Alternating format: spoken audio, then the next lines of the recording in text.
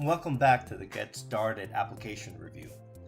In this video, we're going to focus on setting things up, more specifically on those subsections that deal with accounts.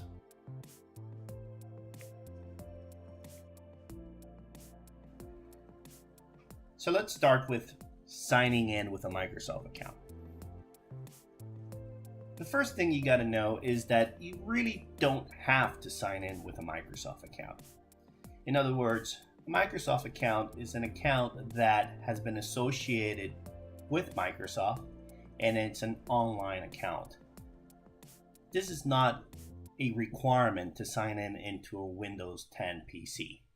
You can have a completely disconnected account, an account that doesn't have an email address. It's basically called a local account. So it's up to you whether or not you want to use a Microsoft account. And if you do, you will get some additional benefits that you don't get from a local account. The benefits that you get from a Microsoft account are probably a topic in itself, so I'll keep that for a separate video. I want to focus on setting things up for Windows 10. So let's dive into it. In order to set up your account, Microsoft accounts and local accounts, the first thing you want to do is find the settings application. To do that, the easiest way to do it is to click on the Windows logo and then type settings. Of course, settings is going to pop up as the first result. And this is the new Windows settings application. What this application does is basically replace what used to be called the control panel. Of course, the control panel for advanced users is still available in Windows 10. To do that, all you have to do is search for control panel.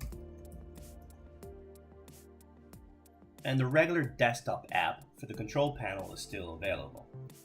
And of course, in there you can do advanced setting configuration.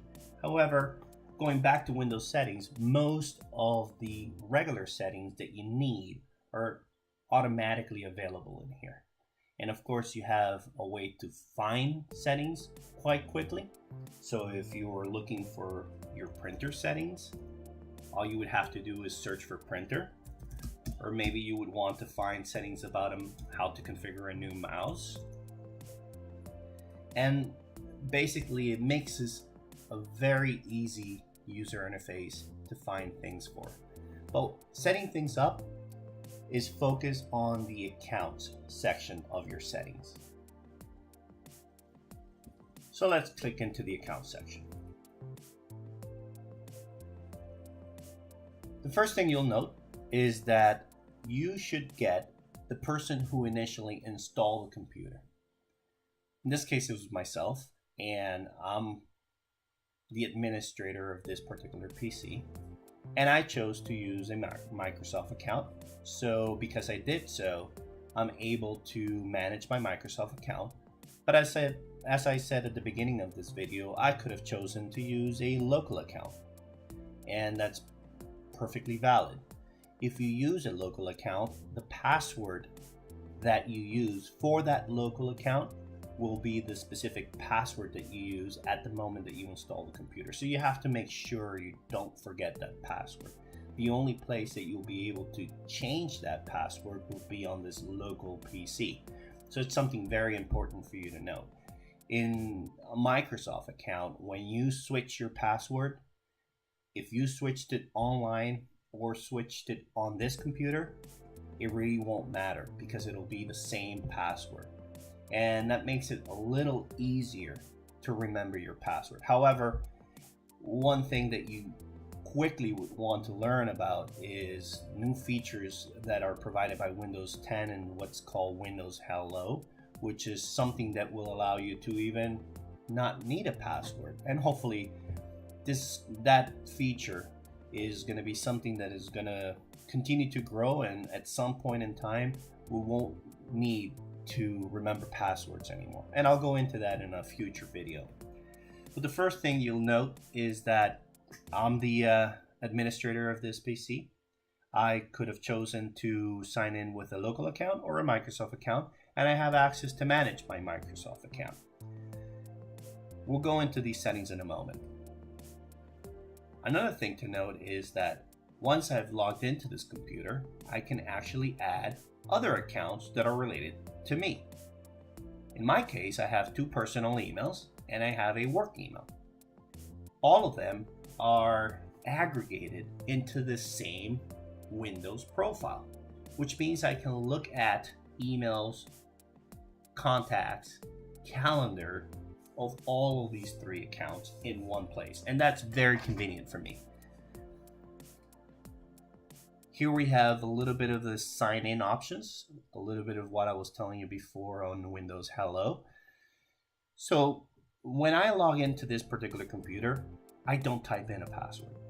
And the reason I don't have to type in a password is because I have Windows Hello enabled on this computer. The way that it allows me to log into my computer is by recognizing my face, and once it does, it allows you to just seamlessly log in. Now, this works extremely well. It's very fast, and if I have a chance to be able to do a quick demo, I will do so. But at the moment, I don't have a camera to record myself doing this, but it works really well. Now, in some cases, it doesn't work. So what happens in that case? When you set up Windows Hello, it also forces you to set up a PIN for this particular computer. And I've done so. I've basically set up a PIN. So let's say for some reason there's improper lighting, or I don't know, I had a bad day and the computer doesn't recognize me, which has been in very seldom occasions. I mean, most of the time, I'm thinking around 95% of the time, Windows Hello does recognize me. But if it doesn't, then it allows me to use a PIN that I remember. I type in my PIN and I'm in. So it also helps if I want someone else to log into the computer and they don't have my face. So in several occasions, I've had my wife, she wants to use my profile. She knows what my PIN is and she just types it in and she's in. So you also have the option of using a picture password. This is something that was fairly common. People used to use this before. In a picture password, what you do is you configure a particular picture and you basically follow a pattern. So let's say you want to follow this particular pattern and do then a circle around this particular flower. If you use the specific pattern when you're signing in, then it will allow you to come in. Otherwise, it won't. So it's easier, I think it's an easier way to remember a password, to remember the pattern for this particular picture than it is to remember, these very difficult passwords that lately all sites have required us to comply with. So it's a quite simple and easy way for you to basically set up a password. Now, you may have seen that little pop-up that came out. That's Alexander asking me to give him a little more time to use his computer today. Alexander is 9. He's a very bright kid, and he's put together a lot of the art channel, channel art that I have on his YouTube. But that brings me to family and other people. That particular pop-up is because Alexander is related to me as part of my family. And this is what I think is a hidden gem in the new Microsoft Windows 10 environment. And it's called Microsoft Family. If you can see, I can manage my family. It's my wife, Alexander's new email address. He's currently using this particular email address. This I created when he was probably a baby. And he didn't like the email address, so he asked me to create him a new one. And this is a new email address. This is my other son. Samuel is 5, so he's not using the computer as much as Alexander is. But basically, my whole family is here, and I can manage my family. I can basically put together the amount of time that Alexander can use the computer. He is an avid animator. He loves using his computer, so he tends to take too much time in front of the screen. And the way that we've been able to manage that is to give him a certain amount of time that he can spend on the computer. And so what I've done just now is I click on this particular link here, manage my family settings online.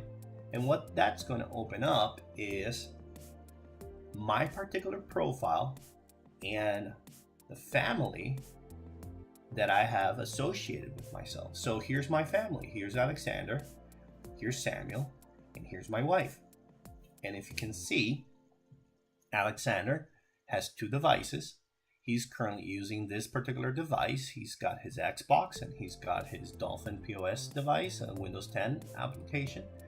And I can go in there and I can set up his screen time. I can also, so here's the screen time right now. Basically, he's got all day access blocked because we just provide to him as he requests. We provide to him a certain amount of time, but you can set this up to say, well, let's give my son 2, 3, or 4 hours a day, and probably on the weekends we can give him 5 hours. That you can set up on a daily basis.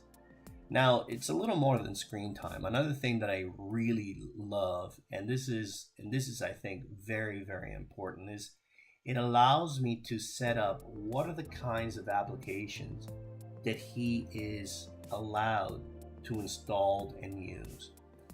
He's a 9-year-old, so he's got applications that are rated for 7+, movies that are 9 years old and up, and so forth. And this is another one that's I think indispensable, his web browsing. You know, instead of having to be right next to him and look at what he's browsing, this allows me to block any specific site that I don't think is appropriate for him, or the other way around. I can allow specific sites to be available for him to look into. So, and of course, I can always review his recent activity, where he's been on, what things has been what he's been searching for, Minecraft and things of that nature, where he spends his time on. He spends a lot of time on YouTube. He has his own YouTube channel, and I recommend that you go and take a look at it. It's called The Object Animator, and he does animations, and you should enjoy it. And of course, spends a lot of time in Adobe CC Animate, which is what he is using to do his animations and so forth. And this allows me to check out what he is spending his time on.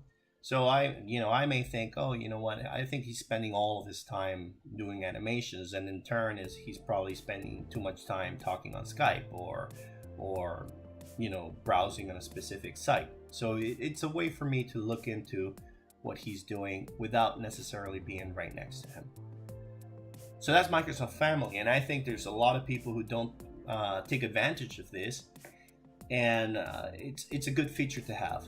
So another great feature, coming back to setting things up, is to look into, if I wanted to provide access to this particular computer to my wife, all I have to do is, instead of having to create a new user for her and setting her up on this particular computer, all I have to do is just allow for her to come in.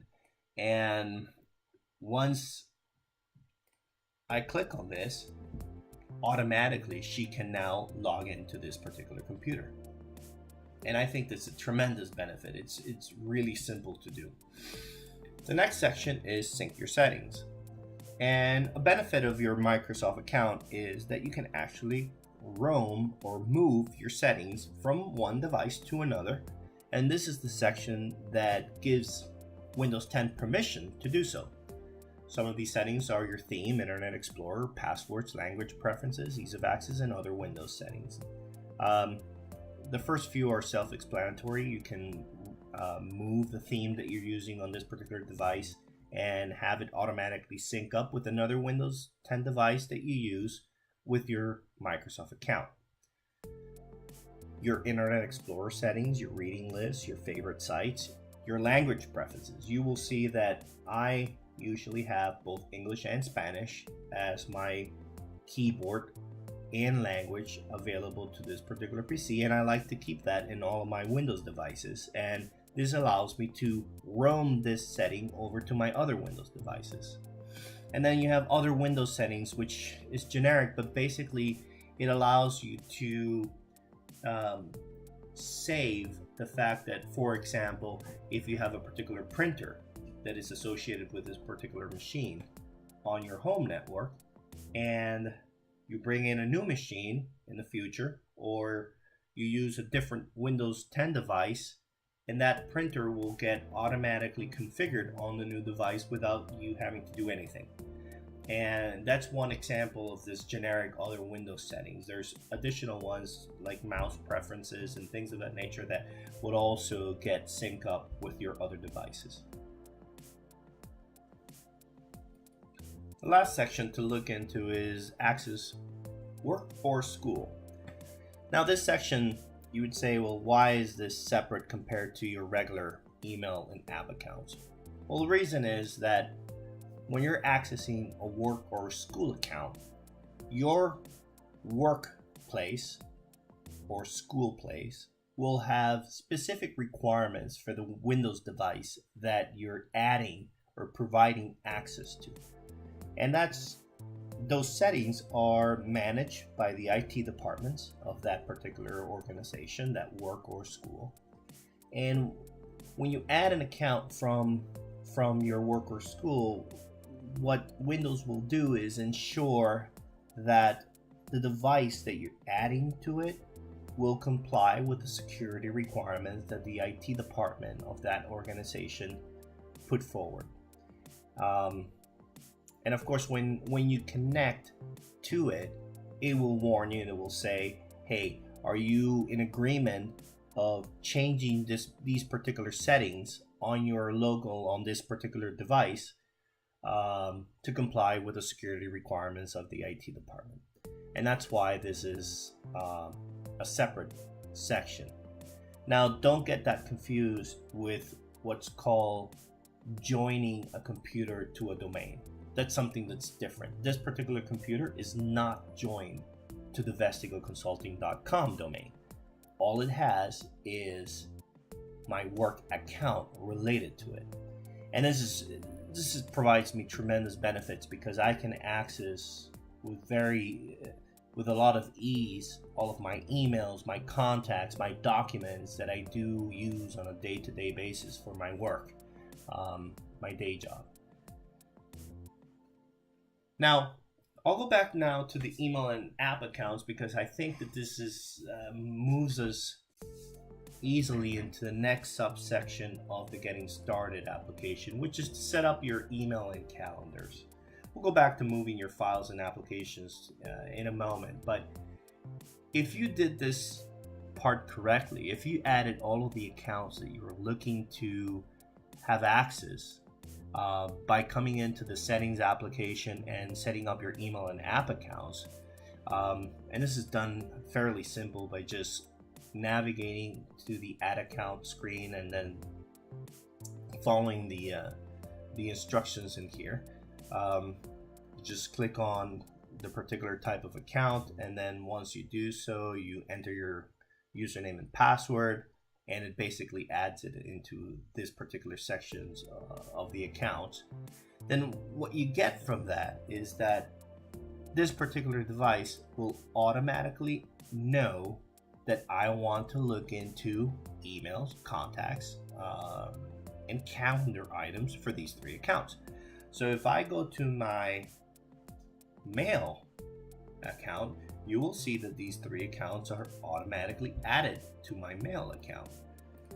And that's provides me tremendous benefits. Also, you can look at my calendar, and then this particular calendar will actually aggregate all of my separate calendars of all three accounts into one calendar. So this allows you to see any calendar clashes that you may have from appointments that you may make on a personal basis and on your organization. So this is a very nice feature. And the calendar app and the email app are stock apps, are apps that are coming pre-installed in Windows 10. You don't have to pay a dime for them. They're included in the operating system. The other one is the contacts or people application. So the people application is aggregating contacts from all three accounts. Now, in my case, it's actually showing even more. So I have my regular accounts, and these are just aliases for the same accounts. You can set that up when you're setting up your accounts. You can basically say what's the short version of the account name. It also allows me to show contacts from other sources like my Skype contact list or my Xbox friends. So this is just a way, again, to be able to aggregate all of your account settings into one place. And that concludes this video on the account topics of setting things up. This was a little long. I promise to keep future videos to a decent length, but please remember that this is a whole series, so I'll try to keep the entire series in the descriptions. So if you're looking to move your files or set up your email and calendars or add a printer, check the description below. There's probably a video for it. And thank you very much.